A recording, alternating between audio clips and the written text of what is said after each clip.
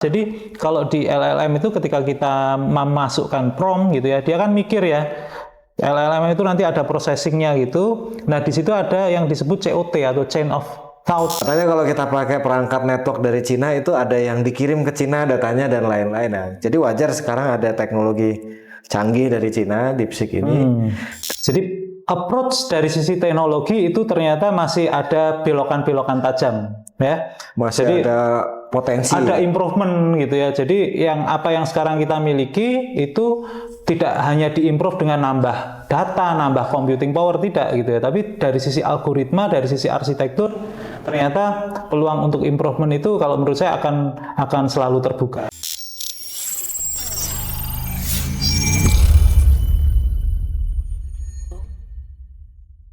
Nah, kembali kita ke DeepSeek ini, ada beberapa pertanyaan lagi nih Pak Budi kayaknya ya nanti. Nah, keunggulan ini ya. apakah DeepSeek itu unggul di segala aspek? Pak Budi yang udah nyoba-nyoba nih. Nggak juga Pak Budi ya. Salah satu yang terasa tadi pagi Pak Budi nunjukin, yang nggak unggul apa? Sering error. Sering error. Sering tidak menjawab. Sering tidak menjawab, bukan error ya? Tidak menjawab ya, karena kalau di awal-awal kabarnya ya itu tadi karena dia mengguncang dominasi hegemoni US gitu ya. Kabarnya ada semacam serangan juga, entah DDoS atau apa gitu ya. Diserang sama Amerika gitu. Serang sama Amerika. Tapi di sisi lain mungkin karena sangat menarik, jadi usernya tertarik kan, banyak yang menggunakan sehingga trafficnya overload gitu. Nah saya nggak tahu beberapa hari ini apa yang terjadi itu. Mungkin juga sebetulnya di Amerika dan dunia ini kan, Amerika terutama kan kemarin sempat X itu di ban kayaknya Pak Budi ya. Oh, jadi mungkin dari orang Amerika sendiri punya kekhawatiran kalau saya tergantung sama teknologi Amerika terus, jangan-jangan nanti di-ban lagi sempat. Nah, ya. Makanya ketika ini ada alternatif, semua install itu kali ya. Dan ya ini seperti sistem yang sedang rame di Indonesia juga Pak ya. Sistem yang rame, banyak diakses semua orang di Indonesia dan performansinya nggak bagus. Ya. Sistem di kementerian Pak. Nah, kemarin dibahas di yang lalu. Jadi mungkin karena itu. Tapi sebetulnya kelemahan apa lagi Pak Budi kan udah nyoba ngobrol nih, ngebanding-bandingin. Iya. Yang lebih jelek apa nih Pak Budi? Yang lebih jelek, kan gini, saya mencoba itu kan dengan sampel-sampel pertanyaan, biasanya bukan pertanyaan yang sulit gitu ya, tapi pertanyaan yang menjebak dan sebagainya. Tricky gitu ya? Tricky. Nah. Sejauh ini saya tidak bisa membedakan ya, karena kan saya tidak menggunakan benchmark yang dengan banyak pertanyaan gitu. Nah mungkin dari sini bisa Mas, ini ada misalnya di artificial analytics AI gitu ya, itu ada yang membandingkan. Jadi dari quality dan speed gitu ya. Di sumber lain juga ada yang membandingkan dari reasoning, dari ada beberapa aspek gitu ya. Nah, sekilas misalnya yang saya ingat ya, dari sisi dia ketika membuat kode, kalau kita minta guidance untuk programming ke DeepSeek atau ke ChatGPT misalkan, itu kurang lebih setara. Itu. Kalau buat kode. Nah kalau di sini yang ini tuh yang gambar sebelah kiri kode itu Pak ya. Ini umum ini gabungan ini quality gitu ya, lumayan. Nomor 3 ya di nomor situ 3 ya?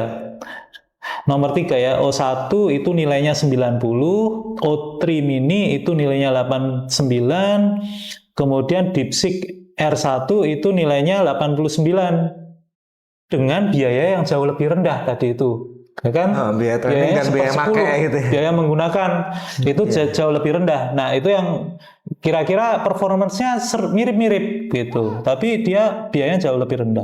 Kalau speed, nah ini masalah yang tadi itu. Speed itu dia masih dari sisi itu ya mungkin kapasitinya masih belum itu. 19 token per second.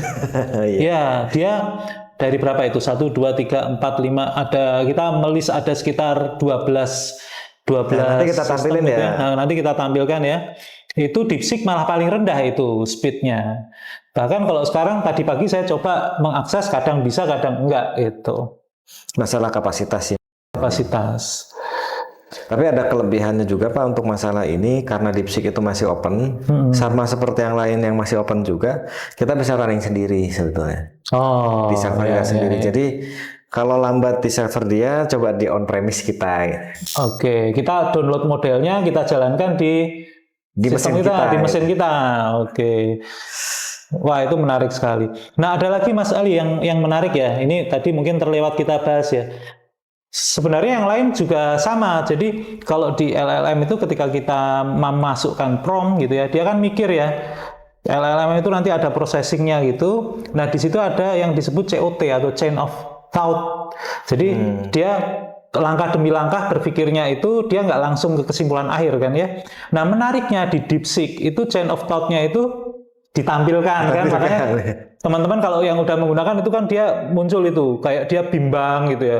Ini kayak katanya begini dari sumber lain kok beda. Lah, terus mana yang harus kita ambil gitu sampai nanti dia keluar kesimpulan. Kayak kalau baca komik itu yang bentuknya bulat-bulat gitu ya di atas sebelum dia ngomong.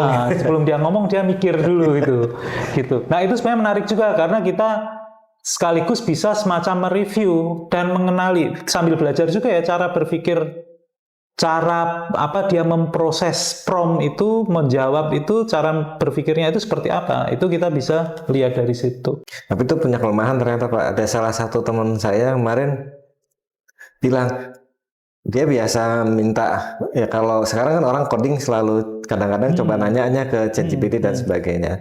Nah, kata dia kalau nanya ke DeepSeek itu nggak to the point katanya. Nggak to the point. Jadi ngomong dulu ini baru di bawahnya ada ini. Sedangkan kalau ke ChatGPT dan lain-lain tinggal copy paste. Tinggal copy paste. Iya. Dia panjang gitu ya. Kemudian nanti tetap ada jawaban akhir. Jawaban akhirnya cenderung komprehensif. Nah, ini tergantung kita butuhnya yang gimana ya. Kalau kita butuhnya ada semacam penjelasan, mungkin jawaban DeepSeek itu enak lebih cocok gitu ya. Tapi kalau kita hanya tujuannya cari jawaban yang apa, intinya apa gitu ya.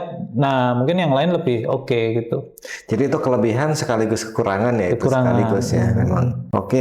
Nah, ini menariknya nanti ada satu pertanyaan lagi nih terkait dengan ini. Nah, ini salah satu hal yang jadi ini Pak sebetulnya dengan berbagai keunggulan dan kelemahannya, seberapa aman model ini dan apakah ada yang risiko yang perlu diwaspadai? Karena nah ini kalau saya ini ada beberapa yang bertanya seperti ini juga ke saya. Pertanyaannya ini karena Cina dan kita punya kecurigaan juga ke Cina gitu ya. Iya. Seberapa aman gitu karena dulu kan ya mungkin media kita kan banyak membaca dari media Amerika dan sebagainya. Nah dulu kenapa misalnya Huawei nggak boleh dan lain-lain kan masalah keamanan tuh katanya. Katanya kalau kita pakai perangkat network dari Cina itu ada yang dikirim ke Cina datanya dan lain-lain. Nah jadi wajar sekarang ada teknologi canggih dari Cina, DeepSeek ini. Jadi sebetulnya seberapa aman sih DeepSeek ini? Iya. Atau seberapa amannya juga yang lain sebetulnya kembali. Ya, betul. Nah, ini sebenarnya aspek keamanannya kan nanti macam-macam Mas ya. Tadi ada yang dijelaskan Mas Ali itu kan aspek confidentiality gitulah ya. Kalau kita menggunakan nanti data kita bocor atau tidak gitu. Nah, ini nanti teman-teman bisa lihat ya, kita tampilkan juga. Ini ada pengukuran tingkat keamanan. Nah, ini perspektifnya ini semacam cyber security ini ya. Ya, jadi Mas Ali. Jadi kalau kita pengen mengeksplor tentang serangan dan sebagainya gitu ya, kan hacker itu kadang-kadang tanya ke ChatGPT ya, tanya ini kalau saya mau melakukan serangan jenis DDoS gitu ya, ini kalau spesifik seperti ini kodenya seperti apa gitu ya. Nah kalau di LLM yang lain itu ada semacam guardrail. Jadi dia ada bentengnya. Jadi kalau ada pertanyaan yang seperti itu, nanti langsung diputus gitu ya. Meskipun tetap bisa kita akalin. Kita misalnya saya sedang meneliti tentang kriptografi gitu ya. Kalau seperti ini itu ada masalah. Itu nanti cara menyerangnya seperti apa gitu ya. Kadang-kadang dia jawab juga gitu. Nah, ini ada lembaga Harmbench ya.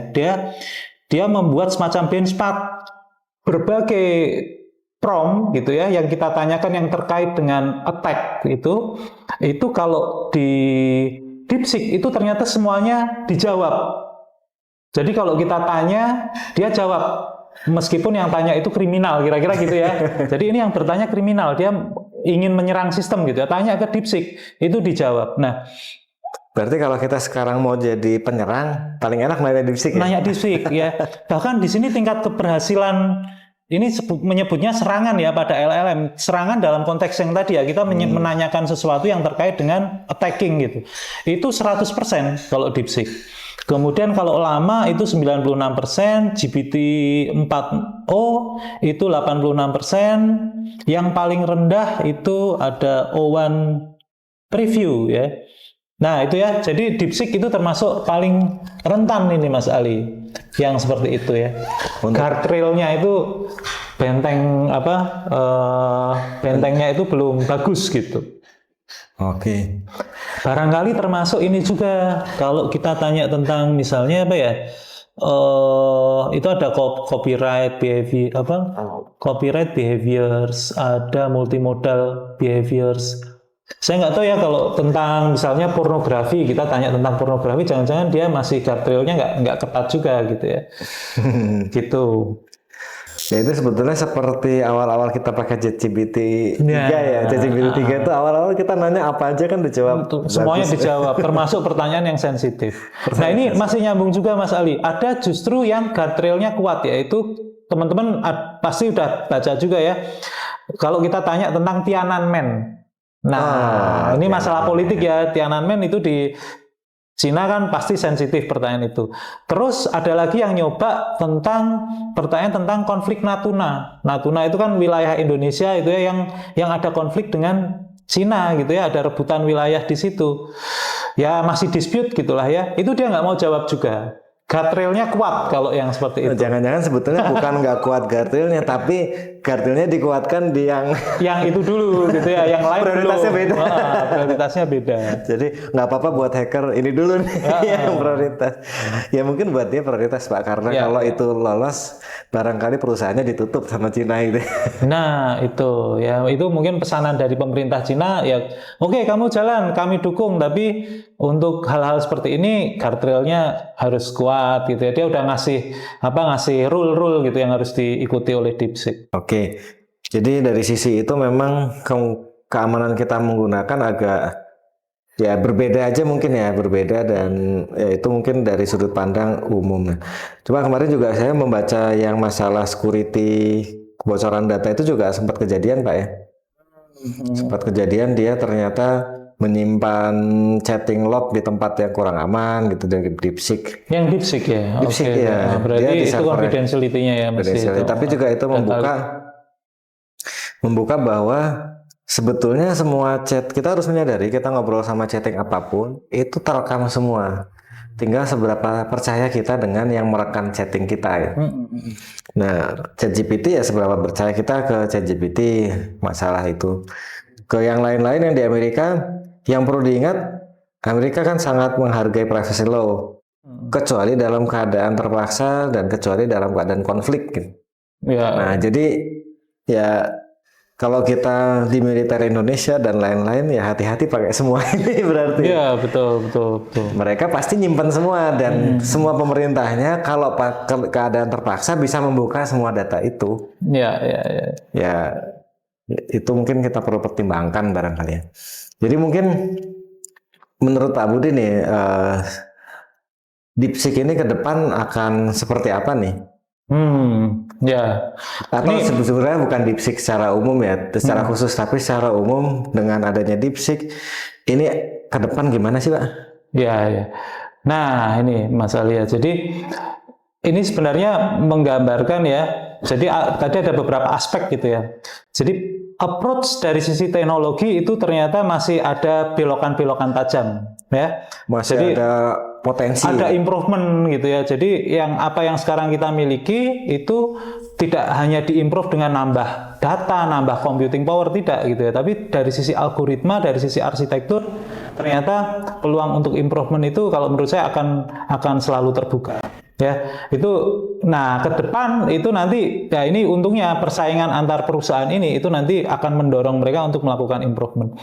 Nah, ini catatan kedua ya yang mungkin bagi kita ya sebagai bangsa Indonesia ini kita harus tetap waspada karena bagaimanapun ini semuanya kan perusahaan luar, mau perusahaan Cina, mau perusahaan US, tapi kan kita punya kepentingan nasional gitu ya Mas Ali ya. Nah, kita harus membuat strategi bagaimana caranya kita, kalau kita memang user gitu ya, kita menggunakan dengan aman dan kita bisa mendapatkan value yang besar dari situ. Ya, kita membangun sistem berbasis DeepSeek misalkan, tapi sistem itu value-nya memang sangat besar. Atau bahkan kita berikutnya perlu membangun sendiri juga LLM yang dari Indonesia gitu ya. Saya nggak tahu itu, tapi artinya kita harus memikirkan strategi jangka panjang terkait dengan ketahanan nasional mungkin gitu. Karena yang poin nomor 3 Pak, dengan harganya, kalau saya ngelihat harganya aja Pak ya, dengan harga kemudian kemampuan dipasang premis dan sebagainya, ini sebetulnya udah masuk cost and benefit dari banyak perusahaan. Jadi sebetulnya yang Pak Budi katakan tadi sangat penting nih, karena sekarang nih dari kami sendiri, dari kita udah banyak yang minta implementasi LLM di tahun 2025 ini. Jadi harganya DeepSeek itu membuat jadi visible gitu ya. Ya, awalnya kan wah ini harus harga sekian. Mau nyoba aja berat gitu ya. Sekarang harganya turun jadi LLM itu sudah bisa diakses lah, bisa itu belokan tajam juga. Belokan tajam. Berarti nanti akan membuka ini Mas ya. Penerapan lebih besar, lebih luas gitu yang hal-hal baru itu. Nah, kalau kita nggak hati-hati, poin nomor 2 tadi kepentingan negara, kepentingan kita sebagai bangsa itu bisa hilang gitu ya, bisa apa ya? Bisa tercederai. Baik, nah itu kira-kira diskusi kita ya, rekan-rekan sekalian ya. Jadi tadi dari berbagai aspek gitu ya kita coba diskusikan. Ya kalau kita lanjut ini mungkin bisa seharian gitu ya, karena sangat menarik ini ya kalau kita bicara tentang LLM ini. Nah nanti mungkin berikutnya kita akan ini Mas Ali ya, kita akan membedah hal-hal lain ya, mungkin dengan DeepSeek atau yang lebih spesifik tadi ada yang LLM untuk reasoning, itu saya sangat tertarik itu kok, dia spesifik reasoning itu seperti apa. Berikutnya mungkin nanti kita akan bedah lebih khusus lagi. Mungkin Mas Ali ada tambahan penutup Mas Ali? Oh iya, jangan lupa like, subscribe, dan lonceng. Terima kasih semua, sampai ketemu di episode selanjutnya.